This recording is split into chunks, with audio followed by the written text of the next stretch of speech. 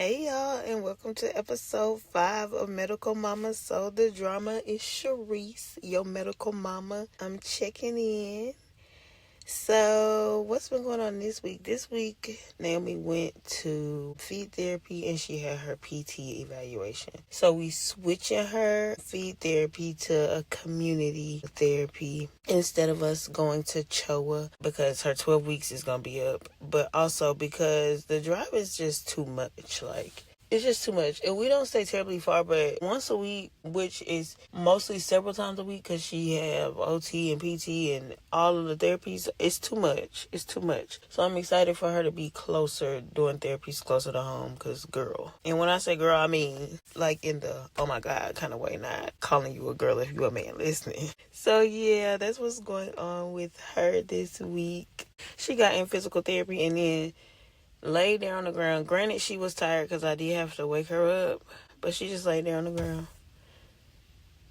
and didn't do nothing. I was like, yeah, she get into crawling position. She do this, she do that. And the therapist was like, do you have videos? Embarrassing me. So, yeah, that's our medical week. I'm pretty sure we got some appointments coming up. A new GI that's closer to home too, that's not at CHOA. Some cardiology appointments in July, like later in the month, well, mid-month. So, yeah, the appointments never stop. But, so, there's some things that I have, like last week I did have to end because it was too much, but it's some things that I do want to cover. So, because I missed some things. So first of all, I'm going to go back to my feelings about not taking Naomi home because I didn't even think about that. My therapist was like, you should talk about that. I'm like, absolutely, I need to talk about that because it is something that is not spoke about.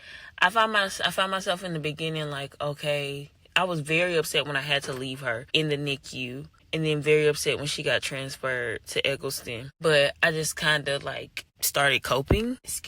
I started coping and just dealing with it essentially. So about March, I started to have feelings because I was in this due date group on Facebook or whatever, babies that were due. And at the time, December 2023, but Naomi ended up coming early. Her due date was December 2nd. So I already knew she really wasn't probably going to be born in December, but that was her due date group. And so I just wanted to be in a group of people that was due around the same time or whatever. But I wasn't always active in the group. I posted about Naomi when she first was born and stuff like that. But I just saw their babies hitting milestones, being at home. They were just living a life, enjoying having a baby. And I'm oh, my baby is intubated at the hospital. And that made me very sad. So then, I had therapy Friday. And then Thursday or Friday? Friday. Yeah, it had to be Friday.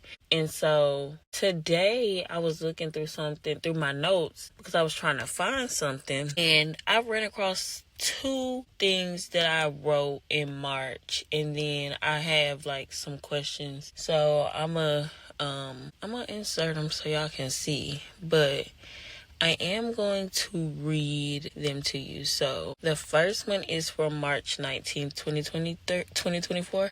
It says, my baby girl is 4 months today, and I'm so happy about it. This heart journey has been a roller coaster ride. I'm realizing I'm having a hard time watching others on social media enjoy their newborns while my girl is so far away. I want to freely pick her up and give her kisses. I miss her immensely, and it is getting harder and harder to be away from her.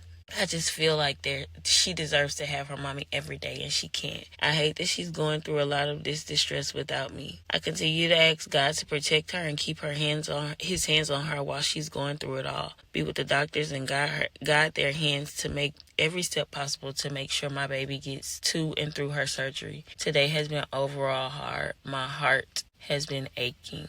I just want to bring my baby home. So that was the first one. And then on the 21st, and I don't even know what made me make these messages. I don't remember what made me type this stuff out these days. But this one says, today I feel like a bad mom. I feel terrible not being able to be there for Naomi every day. just to hold her or give her kisses or just to comfort her. I want to see her every minute of every day. My heart aches so bad because I'm not with her. I've been holding it together these last few months, but the older she gets, the harder it is. I'm excited for her surgery, and I'm praying that God keeps her and protects her through it all. She will be able to breathe better and feel better once the surgery is done. I can't wait to see her progress afterwards. 2 weeks can't come soon enough. I miss my baby girl. So I'm assuming she was supposed to have surgery.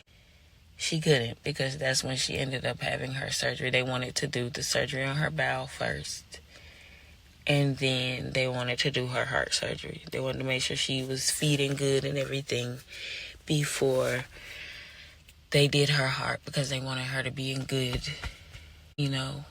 have good meat on her bones and be healthy for surgery, for her heart surgery. So, yeah, and that was very vulnerable.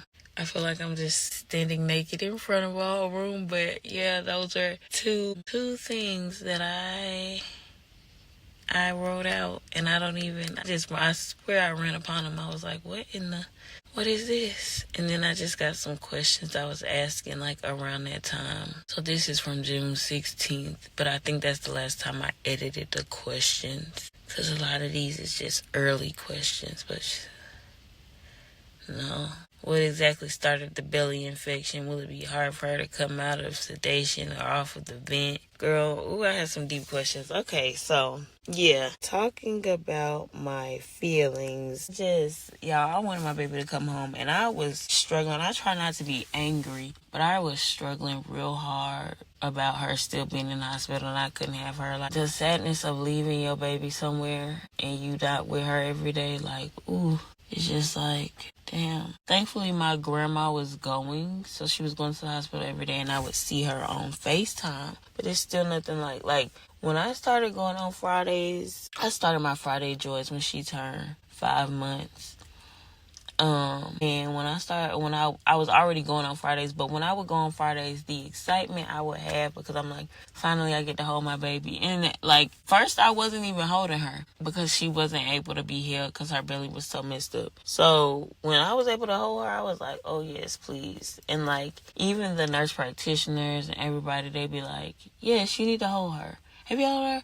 Like, because they knew that I was not able to hold her. In fact, when I couldn't hold her in the early days, I used to just hold her hand. And so she just grew an attachment to holding hands. She will not hold my hand now for nothing in this world. But when she was at that hospital, she would hold hands. She loves to hold hands. All of the nurses, everybody, they would always be like, she loves to hold hands. Yes, because that was her only comfort when her mommy couldn't hold her.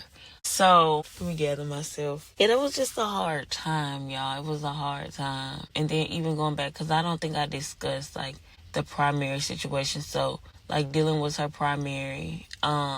And at a point, they wanted to trial extubate, or no, they weren't trying to trial extubate her. She self-extubated, and he kind of got blamed for it, because I didn't really talk about what ended up happening there, but he kind of got blamed for it. So they took him off as her primary, and then maybe a week or so later, he ended up quitting because his mom got sick, is what they said. So, yeah. But I don't know. I still love Dylan to this day. Like, one of my favorite respiratory therapists, TT Stephanie, she still checks in with Dylan, so she let him know what be going on with Naomi. But I never got his number. Like, it's okay, But yes, Naomi did self-extubate, and they were not very happy about it. She's a wild one, child. She was a wild one. So, anyway, when it came to her getting the 3 primaries she ended up getting, if we're going to start with Sindhu, I had told Naomi's occupational therapist, the same occupational therapist that's been with her, Kelly, forever. I was like, I really want her to have a primary. She hasn't had one since Dylan left. Like, just expressing. I also had expressed to another nurse named Hannah. I'm going to come back to Hannah in a second. I was just like, I really want her to have primary. She don't have nobody. And it's really hard because it's not consistency, and these nurses just be doing whatever. And she just needs some consistency. She was just in a bad space. Like, Naomi, when I say sedation protocol, always drugged up, always bolus her. And I was like, y'all need to try to start calming her down before you bolus her. And bolus meaning like give her a drug. So remember I said she was having on all these drugs, so they would give her like a morphine bolus or a fentanyl bolus or whatever bolus to like keep her calm. And let me tell you something, the nurses that have children or are like around children, you can tell because they try to calm first. The nurses that real high strung, they don't know what to do, they don't really be around kids like that, they be like, oh, I need to give her a bolus, oh, she needs a bolus, oh, she's waking up, I need to give her a bolus, she's still a baby. Babies still have to be babies, babe. Oh yeah, that was always annoying to me. Like everything doesn't cost for a bolus. But so yeah, I was telling her occupational therapist that, and she was like, okay, she just kept that in mind. Sindhu had her one day. This was Sindhu's first day, and this is what I later found out. I didn't know it when it happened. Killer had told Sindhu like, hey, don't you want to sign on as our primary or whatever? And, so Sindhu just signed on as primary, and then when I saw her, she was like, I signed on as her primary, if that's okay with you. I was like, okay. Sindhu catered to Naomi's every whim. I feel like her primaries all were like a piece of me, and like she was the caring and give her anything that she want in the world version of me. Like Sindhu just, oh my god, baby, what do you need? Baby, are you okay? She calmed her down. She did not bolus her unnecessarily. She just gave her what she needs. She started sitting her up in the rehab chair. She was making sure that she was getting out of the bed. Like she was calling PT and OT all the time. Like, hey, come and get her, come and see about her. So she was very, very, very sweet to her. So then going back to Hannah. So Hannah was actually the first after Dylan person to sign on as primary, but Hannah was leaving 2 weeks after. But I had told her I wanted her to have some consistency. So she was just like, okay, if she was staying, she would have stayed with Naomi, but she was leaving to go to anesthesiologist school. So you cannot be mad when the girlies is trying to move up and do their thing in life. Like, it is what it is. You know what I'm saying? Like, she trying to make the big bucks. Go do you, Hannah. So she was leaving in 2 weeks, but she was like, I'll sign on as her primary so that she can have me as consistently as she can these last few days I'm here. And so that's what she did. And she sent out an email and was like, hey, Naomi needs a primary. If anybody wants to sign on, her mom is looking for more consistency, blah, blah, blah, blah. And then in that time period, Sindhu signed on, and then Susie signed on. And also, like in February, the kids had their first visit with her, and she had a nurse, Dina. And I later found out that our family visit that day was like a big turnaround for Dina because she had a hard morning. So when they gave her Naomi, and she was able to be there for their first time coming in to see her, she was just very happy about that. So it was very special for her too. So yeah, Dina was there. She had met the kids for the first time and everything like that. So like, that was in February, but down the line, Dina had her again, and then she like stayed at work extra hours just so she could be with her, and she signed on this primary for her too. But Susie signed on. Susie had her for like a week straight, and Susie loved Naomi down, and she would take care of Naomi, wash her hair. She was also like Sindhu, but also she would like try to be stern with her and like, no, Naomi, we're not gonna do this, blah, blah, blah, blah. But so she would have a boundary, okay? And it was always just very funny because Naomi, when she had Susie, the most calm I had ever seen my child, like Susie really eased her, and she just would be, I'm not gonna say she was in distress, but when other people would be there, she would be like stressed out. And then when Susie was around, she just had like a calm, like from the first night Susie had her, she just was calm. And Susie was like, yeah, I just signed on as a primary. I really enjoy taking care of her.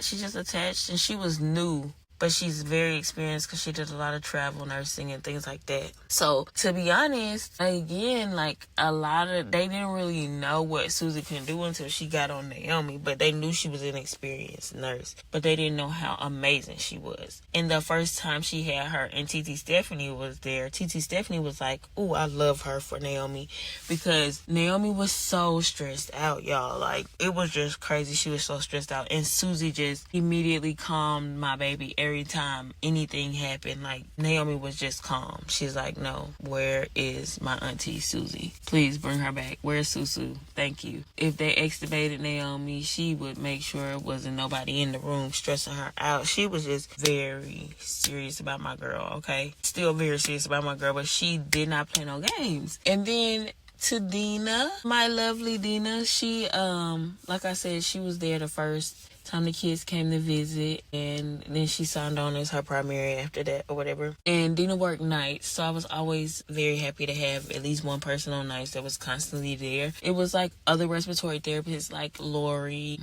Why are all the night people not slipping my mind? What the heck? All of the night people are slipping my mind. But it was like other respiratory therapists and stuff that was there, but Dina was the only nurse that she had as a primary at night. Susie did switch. She switched days and nights. So sometimes she would have Susie at nights. So it was a good balance. You know, she had Sindhu on days when Susie and Dina was both on nights, or Sindhu and Susie on days when Dina was only at night. It was a good balance. Sometimes Dina would like not have her because she was still kind of new too, so she wanted to learn some things, so she would just, take some time off. And then at a certain point too, they just started taking my baby primaries away, and she wasn't having her primaries because they was like, oh, she's doing well. I don't care. It's not my fault that she got good primaries. Find somebody else. That's not my problem.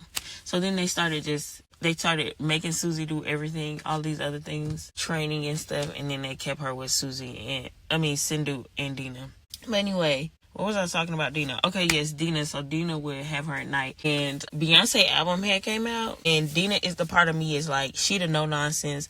Her and Naomi would fight, okay? But Naomi loved her some Dina. And I love me some Beyonce. Dina was loving her some Beyonce. They had no idea that both of us were playing her the music. But I would play Beyonce when I would be there and during the daytime. And Naomi would go to sleep, like, no problem. And Dina would play it at night when she would be there. And Naomi would go to sleep, no problem. And again, neither one of us knew that each other were playing the album. And then I called her and she was like, yeah, we're listening to Beyonce. And I was like, girl, I be playing that for her too. Dina is the Roddy part of me. Like, and Naomi gets that from her.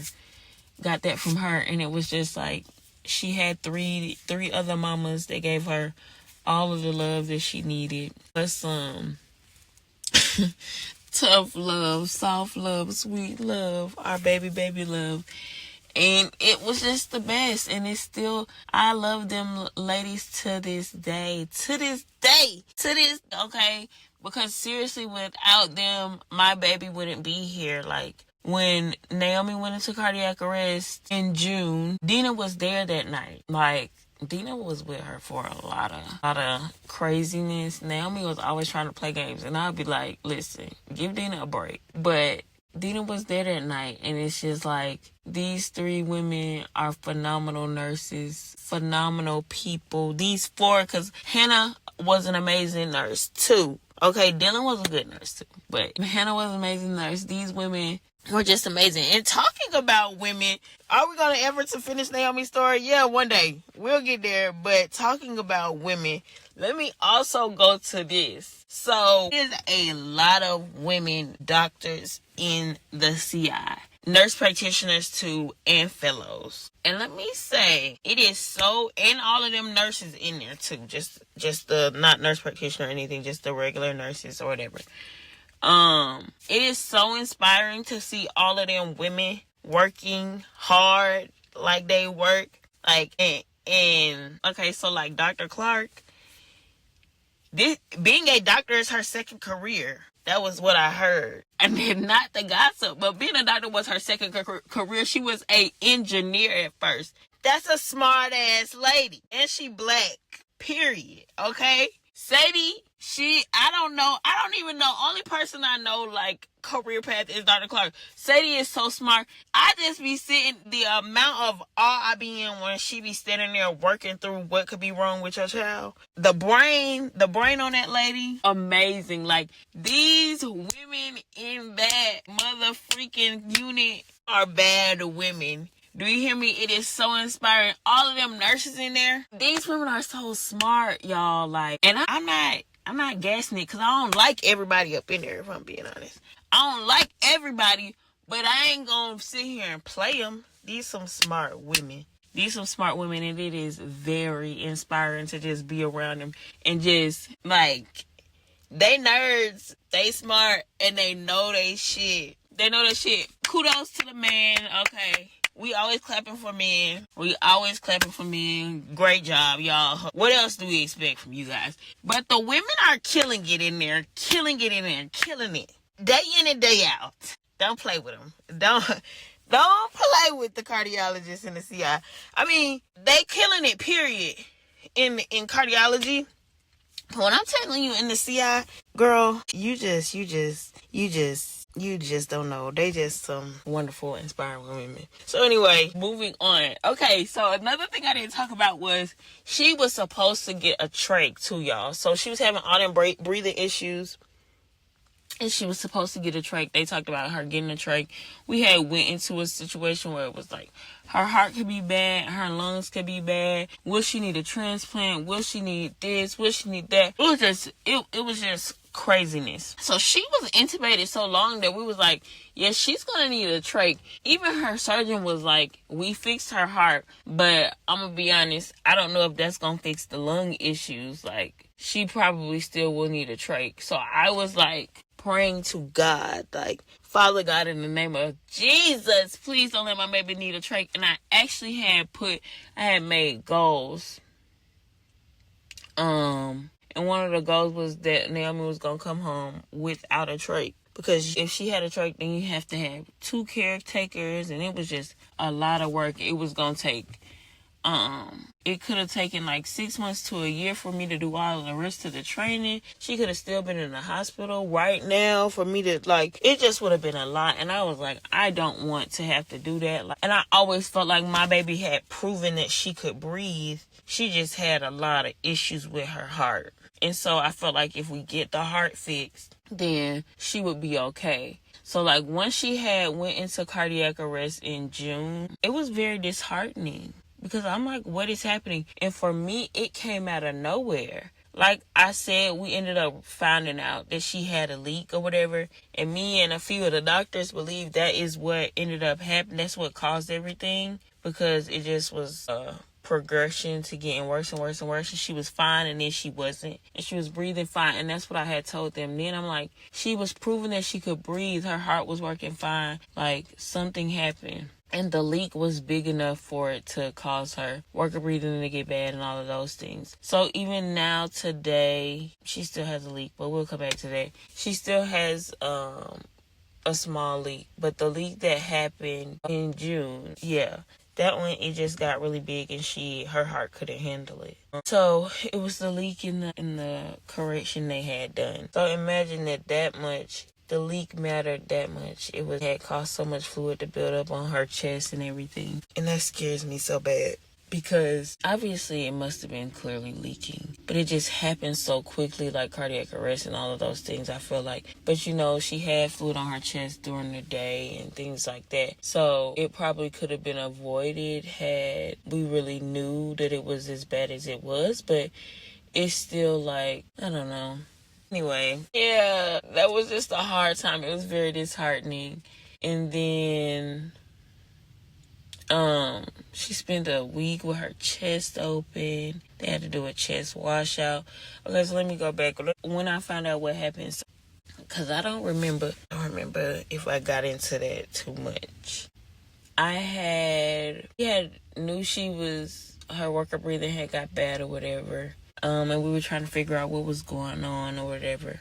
So I'm pretty sure they ended up intubating her, or she wasn't extubated. I'm trying to remember. I don't remember. I don't think she was extubated then. She did get extubated for a short period of time. Anyway, but she was probably intubated at this point though, if her worker breathing got bad. Because when it got bad, it got bad. And they had done an x-ray or ultrasound, and they found a pocket of fluid pocket, and they were like, okay, we're going to do a chest tube. But they had seen the fluid pocket earlier, but it was very small. And so they were like, we'll keep an eye on it. But she just kept progressing and getting worse. So they said, let's check it again. And they checked it. They said, okay, we're going to put a chest tube in. So they said, Mom, we're going to put a chest tube in, go out. And we'll call you when we're done and let you know when you come back. I said, okay, I went out and I stood in the hallway and talked to my friend for a good 20 minutes. So that had to happen while I was standing in that hallway, but I was down the hallway. So, but I was still like by the door, not by the door, but I was down the hallway, but close enough to the door that I could have just ran back down the hallway. But I didn't know what was happening. But I was talking to my friends, and then I was like, okay, y'all, I'm gonna go set up my sleep pod because I got a sleep pod that night.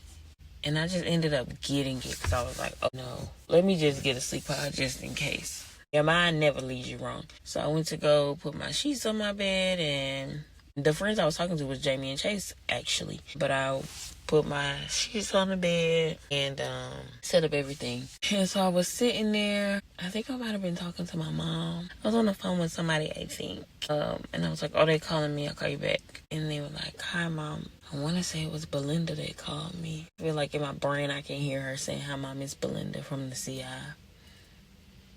I don't remember what they said, like, when we were putting the sheet, Naomi's chest filled with fluid, so we're gonna have to put her on ECMO, her heart stopped, we're gonna have to put her on ECMO, basically just trying to let me know what's gonna happen, and they was like, oh, we'll let you come back in a little while. And so I called my mama, and I'm in a panic, crying, about to be on the floor, like, because I told my friends that today, I was about to pass out because I was in that sleep pod by myself, and I was standing up.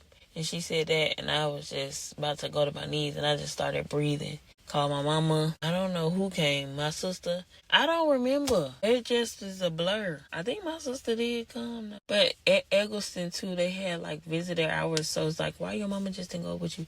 They had visiting hours at cutoff at 8 o'clock. So my sister or my mama, whoever came, couldn't have just went back up there with me. And I had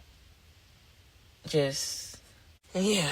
I didn't know what to do. I called my dad, I called my mama, and I just told them what was going on. So when I finally went back to they let me come back. They were like, we didn't have to end up putting her ECMO, but it did end up opening her chest and washing it out, and everything started working again.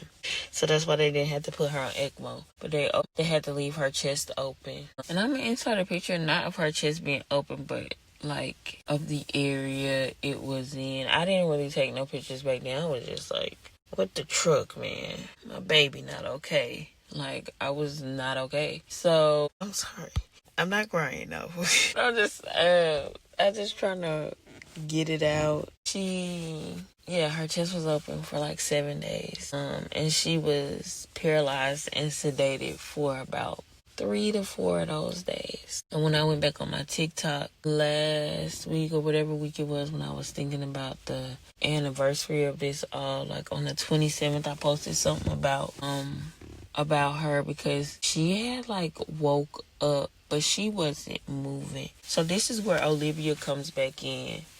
So it's like baby central around there in the CI, really in that hospital. But anyway, when they had their babies or whatever, they be off for 3 months. So Olivia had him in January, so she came back February, March, April. This happened in June, but when she came back, I was like, oh my God, Olivia, you remember me? And she was like, yes. Oh my God, y'all are still here? And I was like, yeah. And so we would just see each other and hug or whatever and talk about God, talk about things. It was how things was going. And this was when we was talking about when we had our care conference. So we have care. This is what when the doctors talked about her heart being bad and her needing a trach or a transplant and all that. This is when we had those kind of conversations in her care conferences. So it'd be the doctor, me, my dad and my stepmom would come, and then her social worker and the nurse manager, and like the chaplain came once, her OT came. It's just like whoever is a part of the team that wants to come can come and give their input and just listen in on like what the plan is or whatever. And so that day is when they told me like, oh, we might be looking at a transplant. We don't really know what's going on. We have to figure out what's happening, blah, blah, blah. And then when they woke her up off of that paralytic, because she was on it for so long, y'all. It scared me so bad. She was not moving. She wasn't. Well, usually it take her like 2 hours to shake that paralytic. Like, shake that thing off quick. Zoop. She be good. She be woke, moving again. But she was on it for so long, it took it a minute for her to get it out of her body, because then she got to start peeing it off and peeing the medicine out of her body and all of that stuff. But when she started moving, it was only like little twitches. And that's usually how it first started off. But these twitches was scaring me and Cindy, because Cindy was there. We was like, this don't seem right. Like, it just didn't seem, something was off. Also, she had to get a chest washout too before they closed her chest back up. So still during this time when she was waking up, her chest was still open. But me and Cindy was like, something is not right. Like, she wasn't waking up, and it just was scaring me. So I already had to go. I had to go out of there and cry, and then I prayed, came back, turned on some gospel music. She started like moving a whole lot more. So then this stuff happened that day when we had my care conference, and I was sitting there like, this day has just been a hard day. Like, I was just having a hard time. And Olivia came around the corner and she was like, Charisse, how you doing? And I was like, today is not a good day. I am not okay. I just started crying. They done started talking about my baby needing a transplant, and I'm like, what the heck is going on? Like, this was not supposed to be the plan. This was never in the plan. My baby was supposed to have surgery at 4 months old. She was supposed to, Ben came home. All of this was supposed to be done. We still up in this place. You done had a baby, left and came back. My child is still here. Like, I was just very angry, very upset, very sad, because all of this stuff is happening. And I'm like, when did we get to transplant? When did we get to lungs and heart might be bad? It might just not be looking good at all.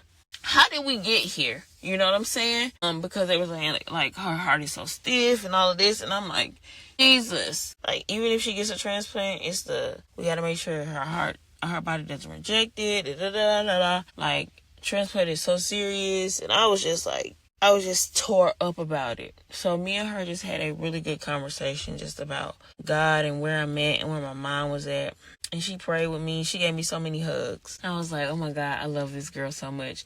Mind you, she also had Naomi too when she turned 8 months. Well, that's down the line. It's after this. And she had set her up. She used her bows to make the letter 8. I had to put those pictures in. But she's just an amazing nurse. Like, back to what I said, these women are just amazing.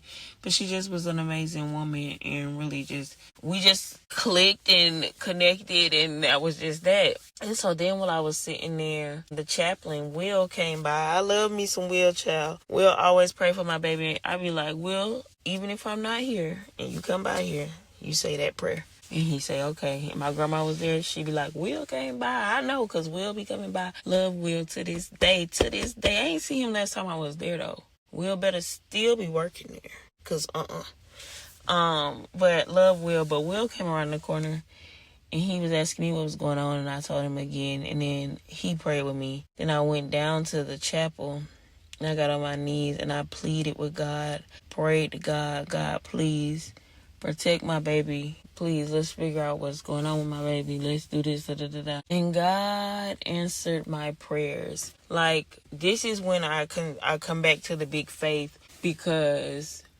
in moments like this, I had nobody else to depend on. I can't depend on self. I can't depend on nobody else. Nobody else on the outside I could really depend on.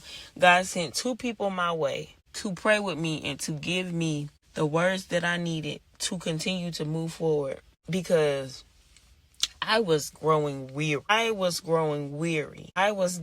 legs was getting a little shaky, girl. I was like, God, you said. Now, what did you got me into? Like, what are we doing? How did we get here? What is going on, God? And he like, this is a part of the journey. You want so badly to have big faith. This is the only way that you're going to see that you need to depend on me and not man. We need to look to me and not man. And I did just that.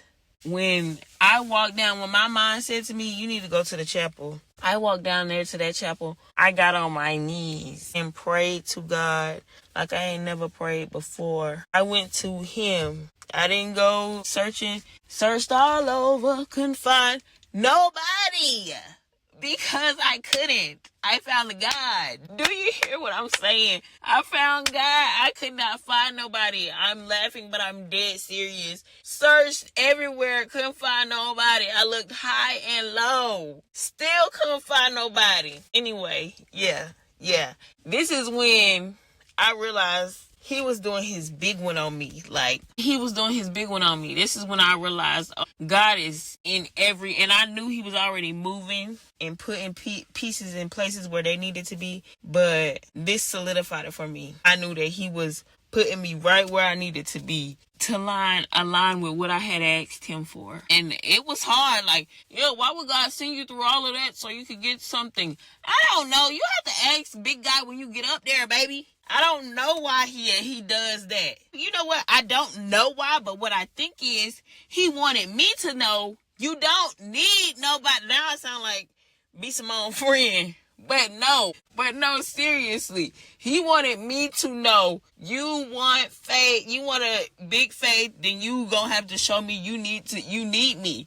You're gonna have to show me that when you need me, you're gonna depend on me. Like, I don't know. Again, ask big guy when you get up there. Why would you put me through all of that? And then ask him.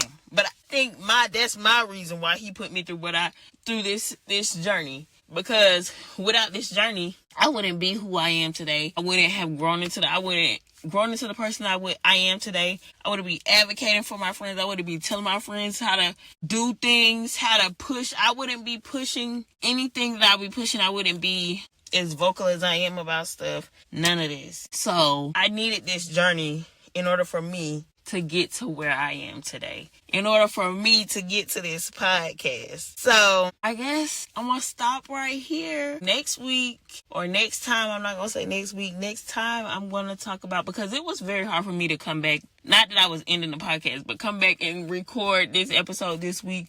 Because last week really had me so full. And I mean, even during talking this time and talking about everything, it was just a lot. But that's why I be having to take them pauses. But next time we will go into what was decided after cardiac arrest. In the long and the short of it, we decided she gonna need another surgery. But what did it take to get there? She had to get sick. She had to do all of this. Once I figured, once we decided she was going to have a surgery, I was like, because during all of this time, they were preparing to move to the new hospital, Arthur Blank. So, I was praying that she would go home. I was definitely this summer, she done had her surgery.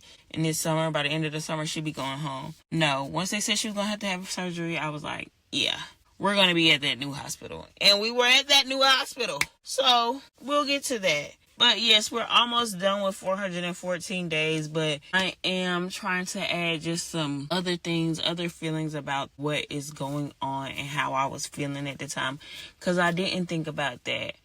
And once I'm done talking about Naomi, I'm going to start talking about y'all warriors, whether they heart warriors or cancer warriors or blood disorder warriors or whatever warriors. I'm going to be talking about your warriors. Probably most of them starting out is going to be cardiac because that's who I know. But yeah, I want to start spotlighting them. So just saying a small little segment talk about their surgery and or whatever their journey is. And that's it. But yeah, once we get done with Nene, we'll be moving on. And we always going to talk about Nene. So anyway, thank y'all for tuning in. We will check back in next time on Medical Mama So the Drama. I am checking out Medical Mama Charisse. Peace out, y'all. Thanks for tuning in to Medical Mama So the Drama. I can't wait to keep venting and oversharing with you guys. Please tune in next week, and I'll see you later. Medical Mama out.